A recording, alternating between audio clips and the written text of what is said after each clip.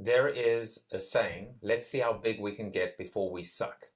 It's jarring. I know it's jarring, but I felt that there needed to be a little bit of tough love right now with respect to the corporation and some of the growing pains or maybe the challenges facing the corporation. So I wrote a book called Built to Suck, based on the fact that right now, my fear, and I think it's a very real fear, is that corporations are failing. They're failing fast. They're failing faster as well. There are only roughly about 53 or 54 companies left in the Fortune 500 from the original list in 1955. So we're seeing them falling and failing like flies. And so I wanted a book that would get their attention and allow them to pay attention and take action. The fourth horseman of the corporate apocalypse, or the corporate apocalypse, if you will, could be you. It could literally be you. You're the person who makes the decision. The buck stops with you. So don't try and transfer it to somebody else or blame somebody else. Look in the mirror and take stock and make the change. Be the change. However, when it comes to being able to sell it through, I talk about 4 different types of directions. I think it's important not to oversimplify the fact that we're selling through to senior management.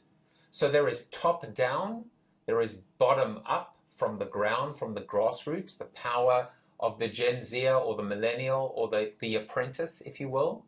There is outside in, being able to be influenced by and connect with outside, objective, independent voices that can help create the idea virus inside the company.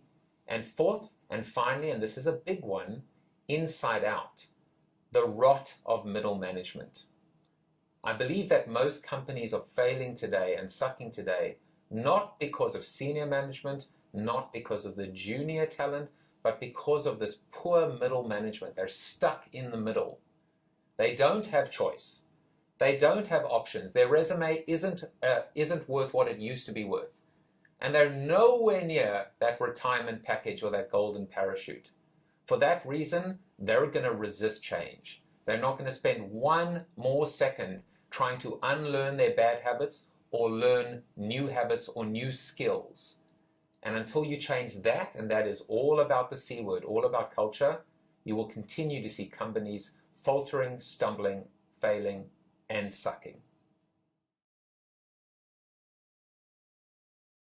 No one's doing it right. No one's doing it right. And the people you think are doing it right have got great PR departments. The fact is, I go out there in every single one of my speeches, in every one of my keynotes, and I ask the people in the room, have you had in the past 12 months a budget cut, a hiring freeze, a reorg, or a restructure? I've not found one person and one company that has gone 12 months without one of those events, those life-changing events. Is it any wonder that there's no momentum in the corporate world anymore? So if a company is doing it right now, they surely won't be doing it right tomorrow, and they definitely weren't doing it right yesterday. To be honest with you, I'm not sure that the corporation can be saved, because the corporation is its own worst enemy. The culture of the company is not built to last, it's built to suck. The key to success is to suck less. That's the tagline for this book, in a sense. It's not really rocket science. In Built to Suck, I talk about 4 pillars that I think can prop up the winners from the losers. And I'm talking about things like digital disruption, customer obsession, talent resurrection, and corporate citizenship, doing good, being good, treating your employees like gold, because without them, you have no business. In fact, even in the book, I talk about this idea, ban the word employee. It's such a bad word. These are not employees that are subservient. These are partners. These are entrepreneurs in training. How do we harness that entrepreneurial spirit? So in terms of what companies need to be able to do, that incremental sucking less already sets them apart.